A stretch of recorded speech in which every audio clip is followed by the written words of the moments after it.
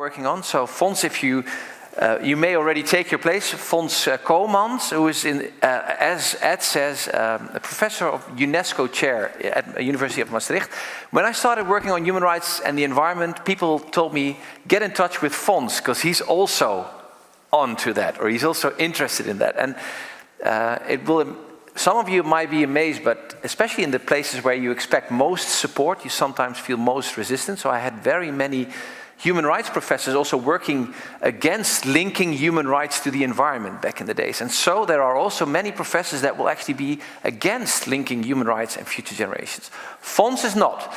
Neither is Rolf Künnemann, who's a co-founder of FIAN International, working on the right to food through that. And he's also on board on getting this down on paper, on writing a declaration, the Maastricht principles on human rights and future generations. Fons, take us with it. Thank you, Jan, for introducing me. And indeed, as an audience, you may wonder, what has Maastricht to do with Grotius, or perhaps with this Loevestein Castle? I don't think there is any direct connection. However, in the work that we have been doing so far, there is a connection. The theme on human rights of future generations, in our view, in the view of the organizers, directly relates to the work of Grotius, and also to the work, the legal work, the scholarly work we have done, we are currently doing in Maastricht, together with other academic and civil society partners. But I will introduce that later on.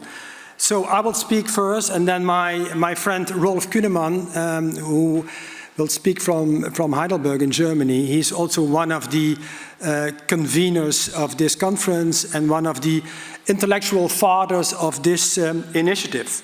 So I will talk mainly about, let's say, the legal questions that may come up when efforts are made to draft, to lay down in writing a number of principles on the human rights of future generations. And that is what lawyers like to do, contributing to what they call the further development, the progressive development of the law. So I will talk about the purpose and meaning of the Maastricht principles. Here's a short outline. I will talk about the rationale, the underlying legal and ethical notions, who has rights, which rights, where do we find these rights, who has obligations, what type of obligations, and finally conclusion. And because I only have limited time available, I can only touch upon a number of these issues, but hopefully we will be able to discuss them more in depth later on, today or tomorrow. So where did it start? We call it the Maastricht Initiative. It started already in 2017, when a few people like Rolf Künnemann, myself, and Sigrun Skakli, professor from Lancaster University, joined together and decided, well, in light of current developments, it would be good to think about how human rights law can assist, can help in improving and in protecting the human rights of future generations, so people that do not exist yet. Is that possible from a legal perspective? So the idea is to draft a set of principles as an expert opinion. And maybe those of you who are students or who have an academic background in law, they will know that expert opinions sometimes may have an influence on the further development of the law. But there is also a link with the work of Grotius. I think that's clear, and Jan already mentioned it. Grotius also wrote about the use of the global common goods, such as the high seas at his time, which could not be conquered, which could not be occupied by any state. They were, for, let's say, for the use of everyone on the world. They could not be conquered by one particular state. And that was, of course, mainly in the economic self-interest of the Netherlands at that time. Or the Republic, I should say. But today you may think also about, let's say, the protection of the North Pole, the South Pole, about protecting biodiversity, about protecting the forests, about protecting, let's say, the availability of safe drinking water for everyone who exists today, but also for people who will be born in the future. And these things are not self-evident. So the question is, what can law, what can human rights law contribute to this development? In Maastricht, together with other academics coming from different parts of the world, we have done similar exercises in the past. So already back in 1986, when I was still a very young junior researcher, we drafted, maybe some of you will know it, the Limburg Principles on the Implementation of the International Covenant on Economic, Social and Cultural Rights, explaining what type of obligations do states have when they accept, for example, the right to food or the right to work. That was not clear at that time. Later on, we developed the notion of violations of economic, social and cultural rights. So is it possible to hold the state accountable if there is, for example, a famine in a country, when there is not enough food for people? Can that be seen as a human rights issue? And is it perhaps possible also to translate that in violations of the right to food? And finally, 10 years ago, in 2011, we developed the notion of extraterritorial human rights obligations, which are very important today in light of the economic and political globalization. Do states also have obligations beyond their national borders? Can they be held accountable for that? What work has been done so far on the principles on the rights of future generations? We have assembled a pretty large group of about 90 to 100 academics and members of civil society organizations, NGOs, who have got together and have contributed at a number of conferences to providing ideas with a view to drafting these principles. And now, at this very moment, we are in a stage that a small group of experts is drafting these principles. Among these are, for example, those who have human rights background. The names will sound familiar. Professor Sandy Liebenberg from Stellenbosch University, Magdalena Sepulveda, the former UN Special Rapporteur on Extreme Poverty and Human Rights, and Ashfaq Kalfan, one of the principal legal advisors of Amnesty International in London. These people are in a small group working on these principles. So what is at stake? What are we talking about? In my view, we are talking about an existential threat to human rights, to humankind and the planet. And of course, these two are interrelated. It's not only about, let's say, the planet itself, it's also about people that live on the planet and people who will live on the planet in the future. That's also very prominent in the Sustainable Development Goals, although not very well elaborated upon. So questions that we will discuss today and tomorrow, but also in our academic exercise. How will people living in 2421 look at us? So exactly 400 years from now, 800 years after Hugo Grotius' escape. Have we behaved like good ancestors? What do we leave behind for future generations? Will they hold us accountable? I think that is a key topic. Can we hide away from our responsibility? And I was inspired by a song, and those of you who were in there Teens in the 1960s and 1970s will perhaps know that song. It's called In the Year 2525 by Zager and Evans. It's a very popular song in 1969. It has a lyric, it is called In the Year 9595. I'm kind of wondering if man is gonna be alive. He has taken everything this old earth can give, and he ain't put back nothing. I think that already shows the importance of what are we doing today and what kind of consequences will that have for future people. So why do we need a set of principles on human rights of future generations? And why are lawyers interested? To make sure that the basic human rights of future people are recognized today as part of the law and given effect, and not only as, let's say, nice policy goals or aspirations, but as defined as obligations in the law, which means that states or other stakeholders can be held accountable. So what can be the potential of the human rights law? It is to fill a normative gap. How does the law look like? An accountability gap. Who is to be held accountable? And secondly, and finally, a protection gap. Is it possible to really protect the rights of future generations now, and what kind of remedies exist?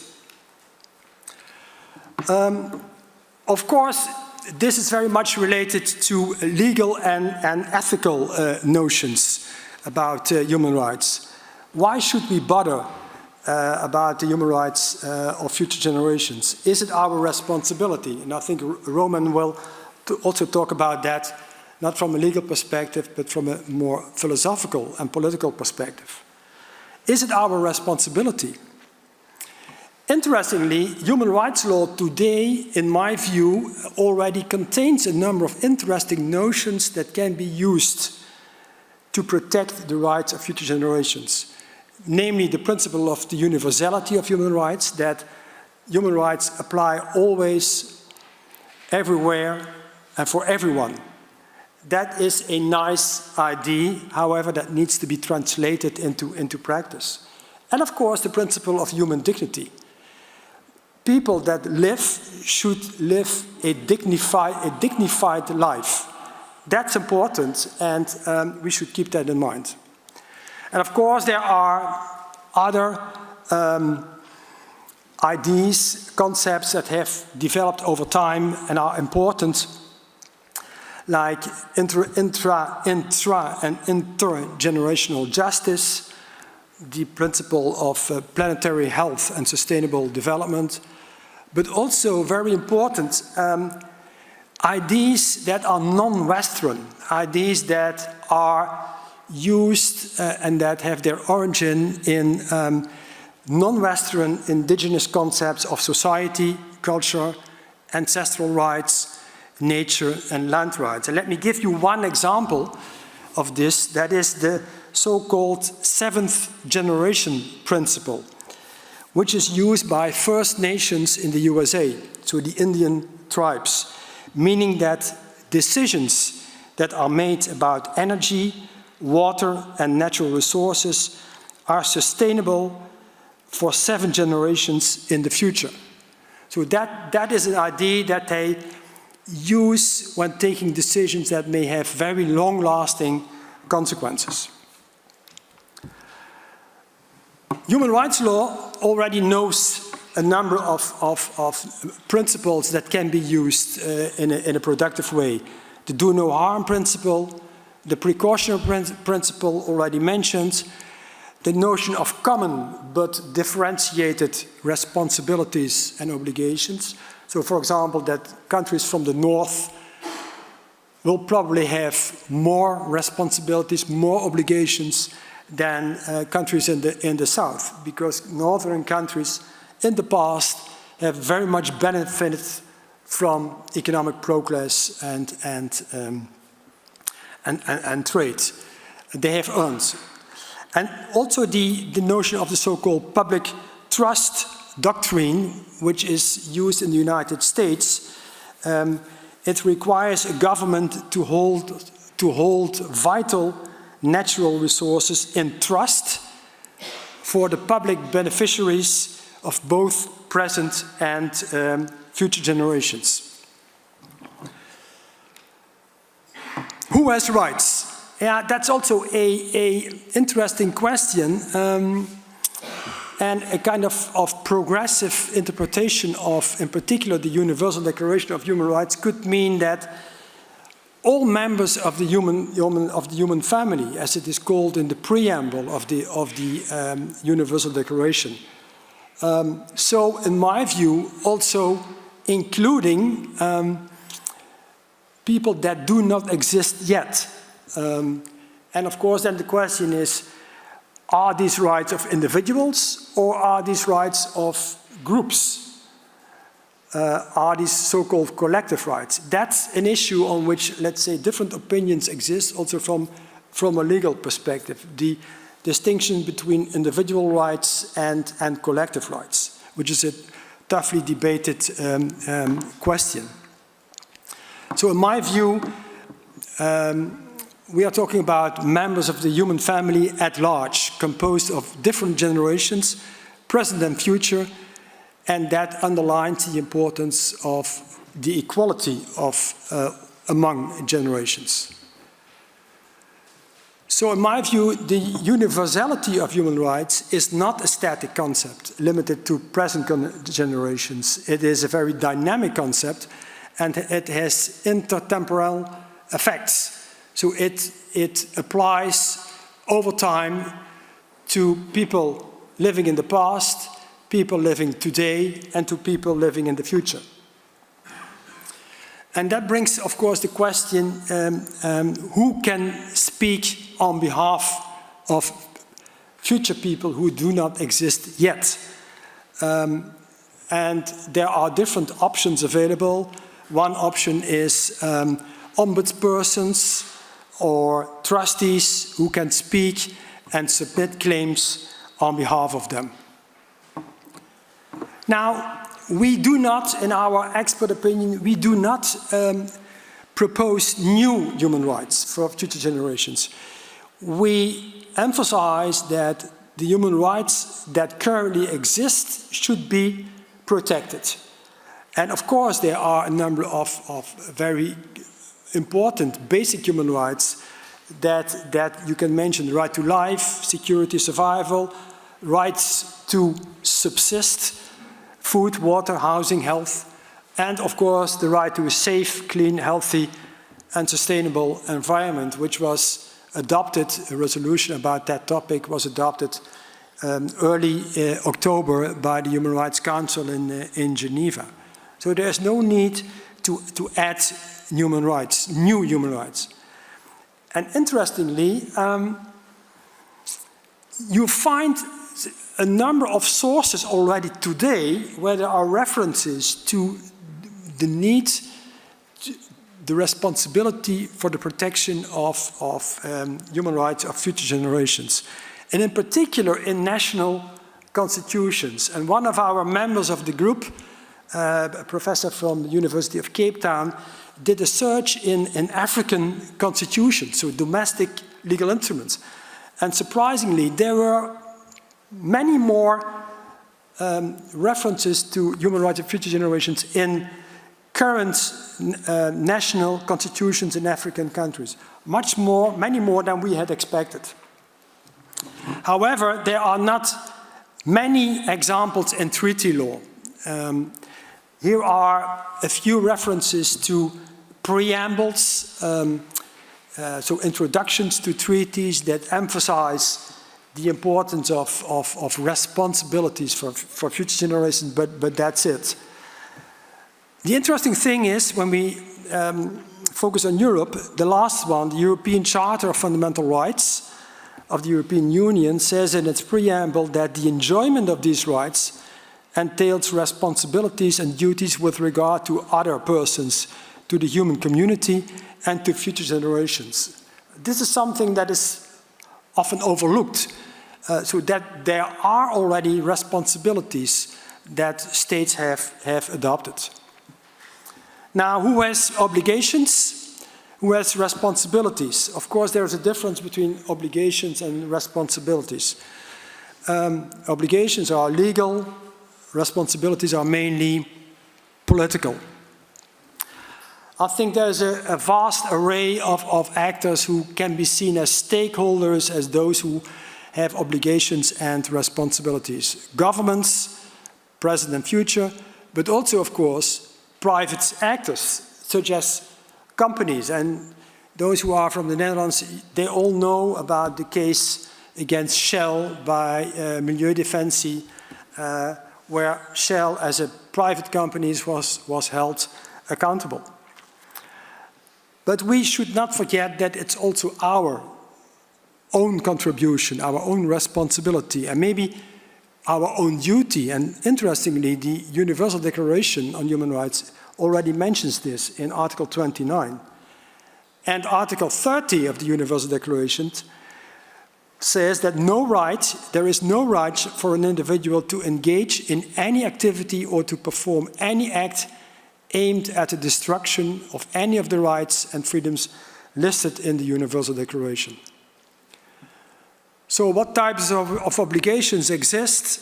The duty to respect, to do no harm, the duty to protect, to regulate and oversee private actors in particular, companies, the duty to prevent. I think that is a very important one, to take precautionary measures as a duty of care.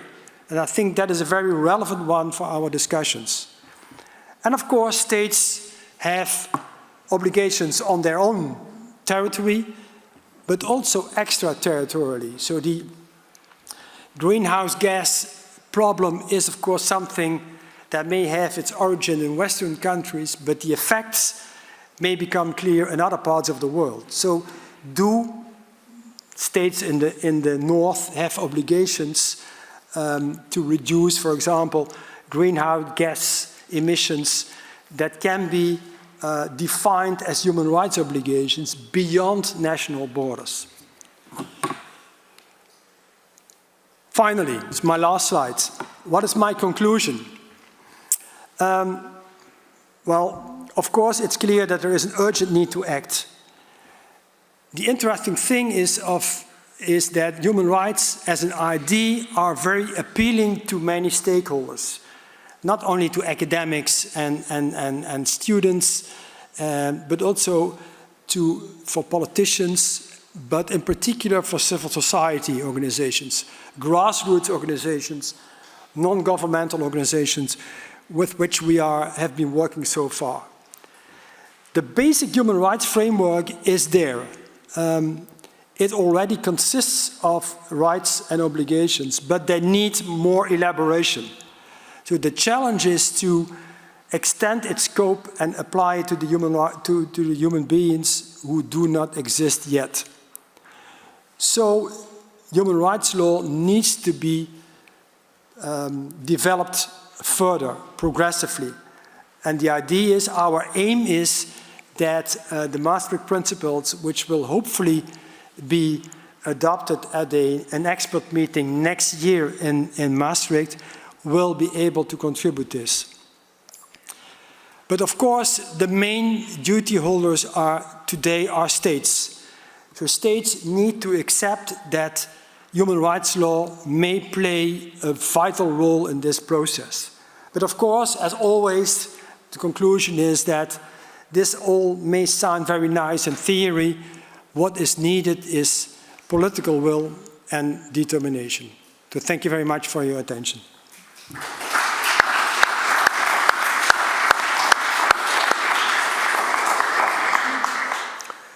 Does this mean we automatically see Rolf pop up? I don't know.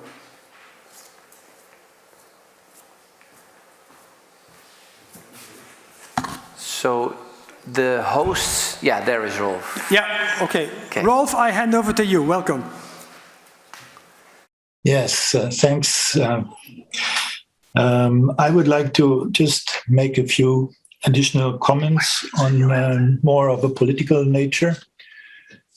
And I try to be very short so that I don't cut into too much, I hope, into the break. Let me just recall one thing. Human beings are part of creation. So the political system has also strong obligations towards creation. And many parts of creation have rights.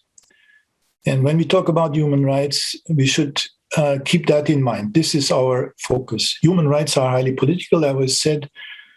They specify and control the obligations of states.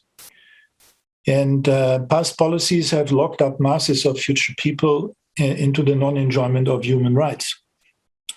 And it is only us, the present generations, who can let them escape. Human rights of future generations refer to the human rights of future persons individually, as in the International Bill of Rights. So we may talk about collective obligations or collective rights in some ways, but we start from the individual. And we don't add new human rights. We start from the International Bill of Human Rights and human rights law as it is. And this focus on real concrete issues helps us to avoid the trap that the human rights of future generations, I think, entail. And that is just staying in a very abstract way, as if everybody in the future, all generations, everybody in a generation would be suffering the same. This is not at all true. And if we want to be serious about human rights, we have to have a differential approach. The Maastricht initiative looks at some basic principles, but the political implications are also, of course, in the field of legislature, not only in the field of courts, immense. And the policy fields that the initiative studied with hundreds of pages written for the initiative, by the initiative, have all found that in a vast array of future policies or policies that have impact in the future, it is not enough to say, can future generations at a future point say that we were good ancestors, but the accountability has to take place here and now. So I think I want to make 4 points that you perhaps want to take from my intervention. First of all, we have to overcome the discrimination and the discounting of future persons and their human rights, because that is what's happening currently. And we have to promote the respective political and legal action on the behalf of future persons. Second,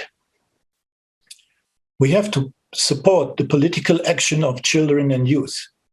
Both children and future persons currently face breaches of human rights obligations reaching beyond the near future. So they're, in a way, in the same boat legally. The situation of future person, of course, is much more severe. But whatever the Maastricht principles will look like in the end, they will be equally applicable to children and youth today in many respects.